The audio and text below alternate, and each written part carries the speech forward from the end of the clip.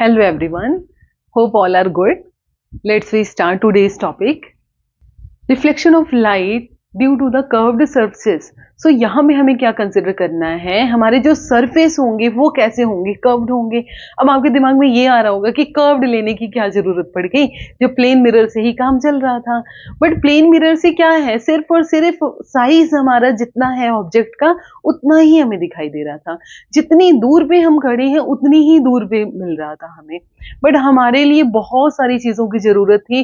For example, अगर आप car में बैठे हैं तो कार में अगर आपको रियर व्यू देखना है, पीछे का व्यू देखना है, पीछे ट्रक तो नहीं आ रहा है, कोई ट्रैफिक तो नहीं है, तो उस टाइम पे क्या है, हमें अलग टाइप के मिरर्स चाहिए होते हैं। डेंटिस्ट के पास जाएंगे, डेंटिस्ट के पास अगर जाते हैं तो उस टाइम पे देखते हैं कि डेंटिस्ट को अपने प्रोसेस के लिए क्या चाहिए होता है, इमेज को इनलार्ज करना होता है, तो वहां पे अलग टाइप ऑफ मिरर चाहिए। तो बहुत सारी अलग अलग एप्लीकेशंस हैं जो कि प्लेन मिरर उसको फुलफिल नहीं कर पा रहा था, तो उसके लिए अलग टाइप की मजबूरी लानी ही पड़ी, जो कि थोड़ा सा आप लोगों को टफ लगता है। ये वीडियो देखने के बाद बिल्कुल भी नहीं लगेगा। क्यों? क्योंकि जो लॉज ऑफ रिफ्लेक्शन है, जैसे प्लेन मिरर के ऊपर वैलिड है, वैसे ही ये कर्व्ड सर्फेस के ऊपर भी वैलिड है। But what is the main condition? Surface should be a reflecting surface, means वो स्मूथ होना चाहिए, पॉलिश्ड होना चाहिए, उसमें कोई भी इरेगुलरिटी नहीं होनी चाहिए। So let's we start for the curved surfaces. Curved surface के लिए क्या करना है, एक ग्लास कंसिडर करना है, transparent. Yes, you are right, transparent हमने एक ग्लास कंसिडर किया। कैसा? इस शेप का, इस शेप का थोड़ा सा पार्ट हमने कट कर दिया, ठीक है, उसको हमने अलग कर दिया। ये मैंने अलग पार्ट इसका कर दिया। अब क्या करना है, इस पार्ट पे हमें रिफ्लेक्शन फिनोमिनन देखना है। अब रिफ्लेक्शन फिनोमिनन हमें पता है कि कब आएगा, जब ये सरफेस हमारा पॉलिश्ड होगा, तो उसके लिए इसको पॉलिश करना पड़ेगा। तो पॉलिश करने के लिए क्या है, अब ये चीज दिख रही है तो कोई क्या करेगा, इसको बाहर से पॉलिश कर देगा इस तरीके से। और दूसरा बच्चा है, उसको मैंने पॉलिश करने के लिए बोला तो उसने ऐसे पॉलिश कर दिया, ठीक है ना। अगर आप पॉलिश इनसाइड वाला पोर्शन कर रहे हैं, that is known as the convex mirror, ठीक है। अगर आप आउटसाइड वाला कर रहे हैं तो that is known as the concave mirror.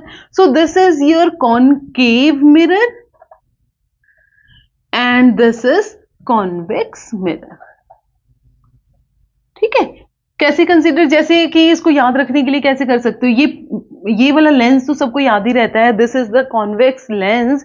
Convex lens में क्या किया, ये हमने एक पोर्शन लिया, एक पोर्शन ये लिया, दोनों में हमने मीडियम फिल कर दिया, ठीक है, फिर उसको ज्वाइन कर दिया, तो वो इस तरीके से इंटरनली जब मीडियम फिल होता है that is known as the convex lens.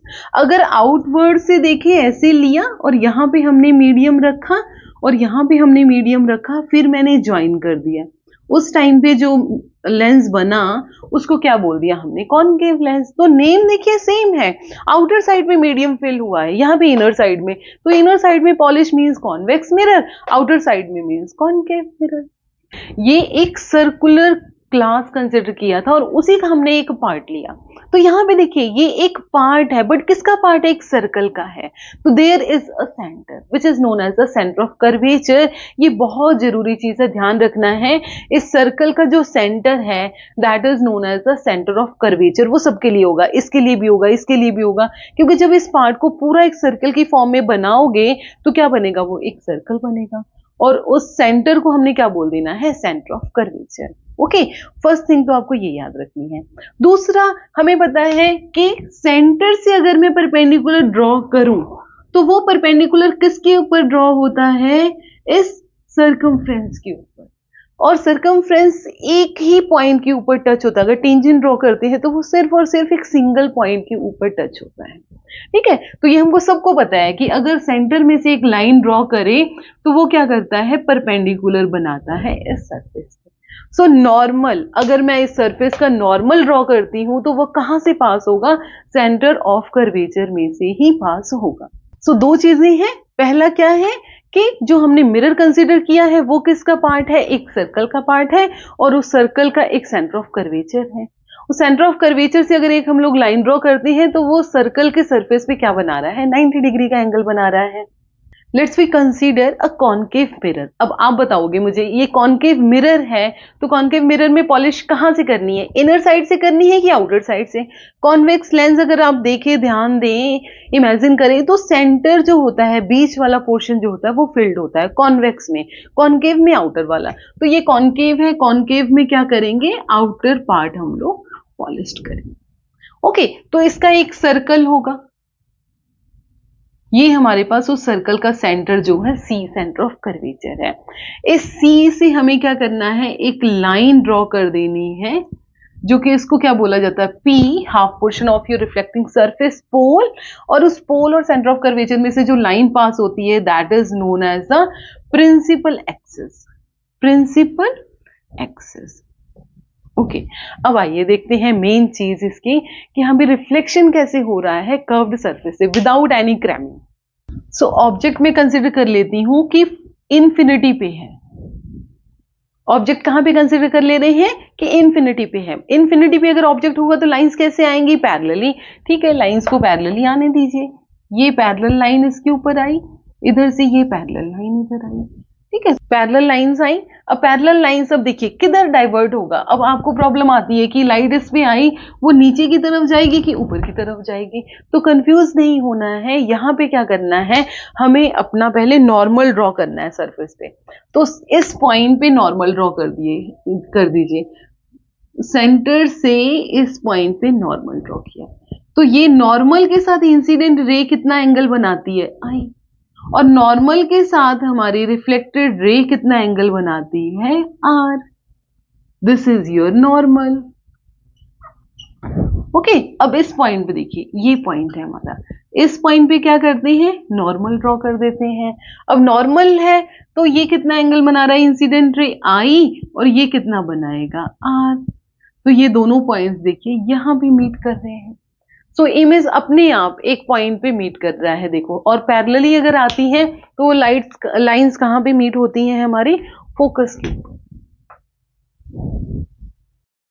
सो आइए कॉन्वेक्स मिरर के लिए भी देख लें। कॉन्वेक्स मिरर में क्या होता है, पॉलिश्ड इनसाइड होती है, और क्या करा है हमने, एक पोल कंसीडर कर लिया, इसका सेंटर ऑफ कर्वेचर, और ये जो कॉन्वेक्स मिरर है that is a part of the circle. तो मैंने वो सर्कल बना के सेंटर ऑफ कर्वेचर आपको दिखा दिया। क्यों जरूरी है सेंटर ऑफ कर्वेचर, क्योंकि हमें नॉर्मल ड्रॉ करना है।